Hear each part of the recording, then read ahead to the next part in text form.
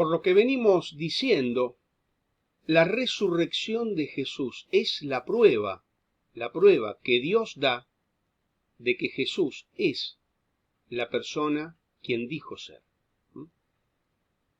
La resurrección de Jesús es la prueba que Dios nos da para decirnos que Jesús no es solamente un gran maestro como tantos otros. Es la manera en la que Dios señala a Jesús, diciéndonos, Él es el Señor, Él es el Salvador. Supongamos que alguien quiere investigar acerca de la fe cristiana y con honestidad lo quiere hacer. Bien. El primer lugar por donde tiene que empezar a indagar acerca de la verdad del cristianismo es por el lado de la resurrección. Es el lugar por donde debe empezar. Porque ahí está la clave de todo el cristianismo. Pablo nos dice, Jesús fue declarado Hijo de Dios con poder, según el Espíritu de Santidad, por su resurrección de entre los muertos.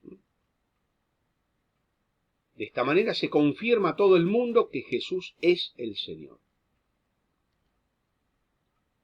Bien, ya que afirmamos que la resurrección entonces es un evento real de la historia,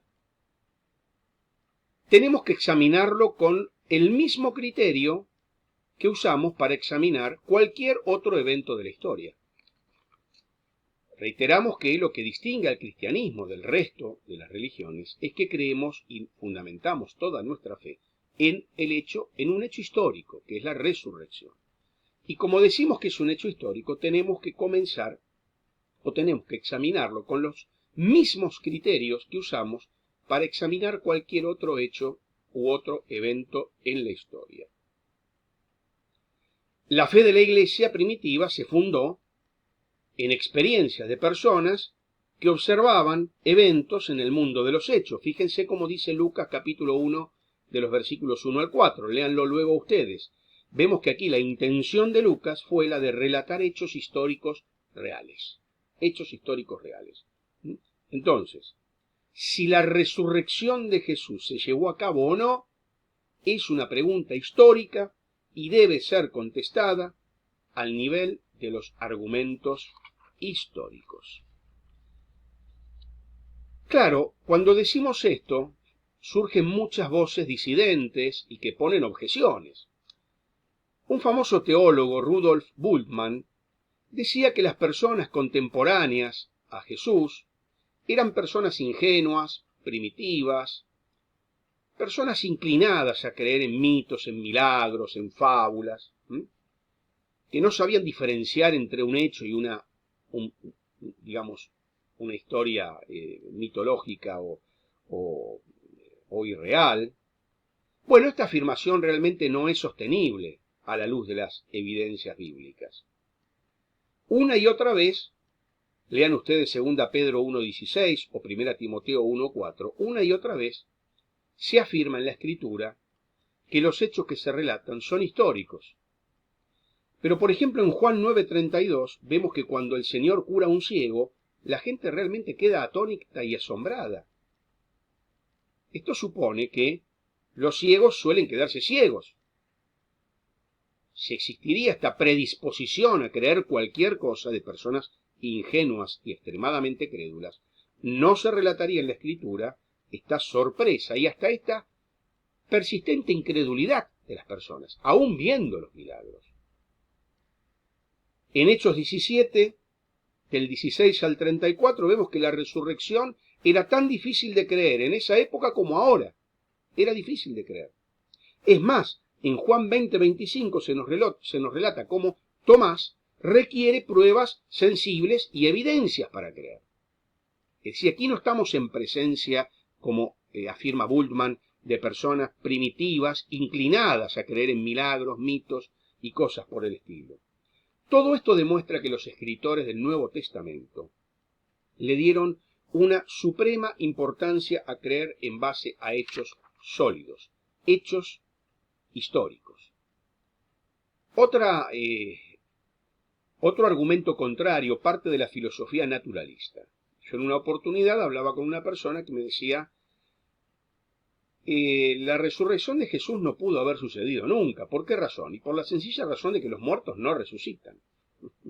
Es decir, aquí estamos hablando de un prejuicio que denominamos filosofía o ideología naturalista. El naturalismo, muy fuertemente instaurado a partir del siglo XVIII, con el llamado siglo de las luces, el iluminismo, se afianzó mucho más en el siglo XIX y XX, y aún hoy persiste esta idea de desterrar toda explicación sobrenatural, pero como una actitud prejuiciosa y a priori, no luego de haber investigado, no una conclusión a la cual llegamos luego luego de un proceso, de un recorrido de investigación, sino como una postura a priori.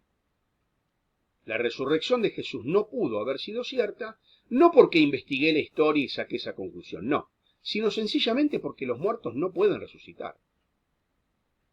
Bueno, hoy paradójicamente vemos que las tendencias más modernas tienden no a supervalorar o casi endiosar a la naturaleza, a lo natural, en detrimento de lo sobrenatural, sino justamente hasta negar hasta lo natural.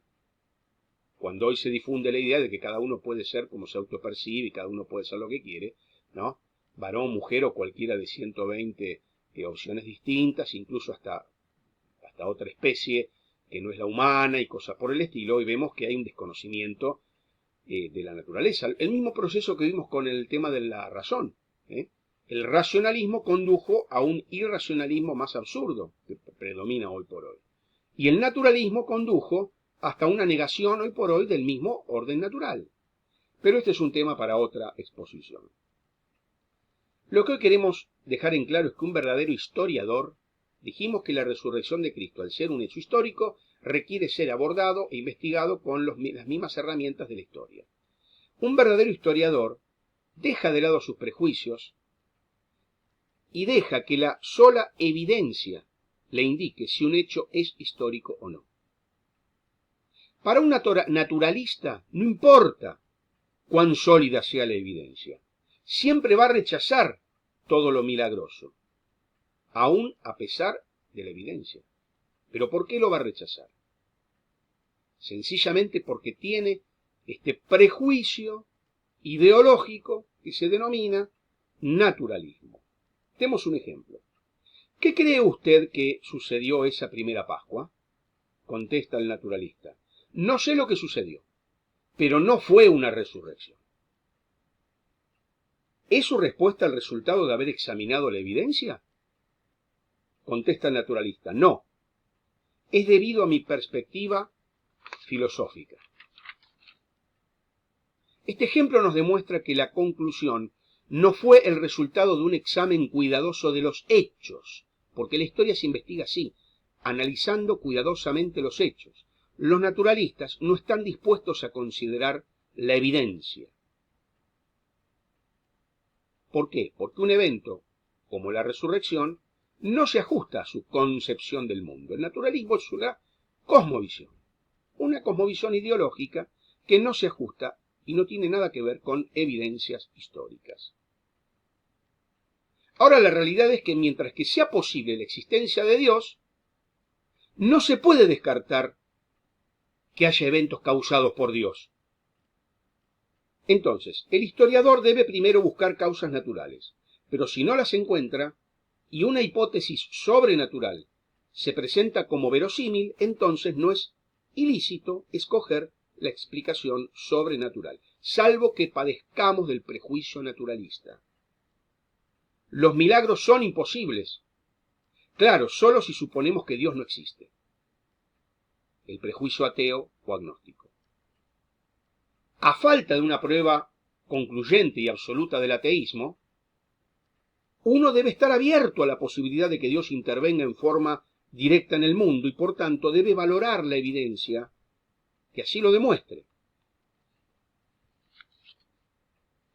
En síntesis, debemos realizar nuestra investigación histórica y dejar que las conclusiones se ajusten exclusivamente a la evidencia, no a una idea preconcebida en contra de los sucesos sobrenaturales.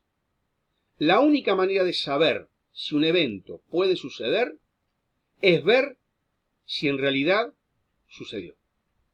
Repito este concepto importante, que es el siguiente. La única manera de saber si un evento puede suceder es ver si en realidad ha sucedido.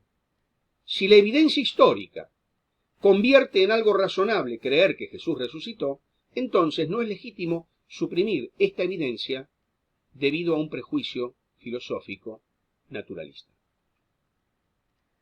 Porque lo que la ciencia demostró es que una persona no va a resucitar por causas naturales. Esto está demostrado por la ciencia.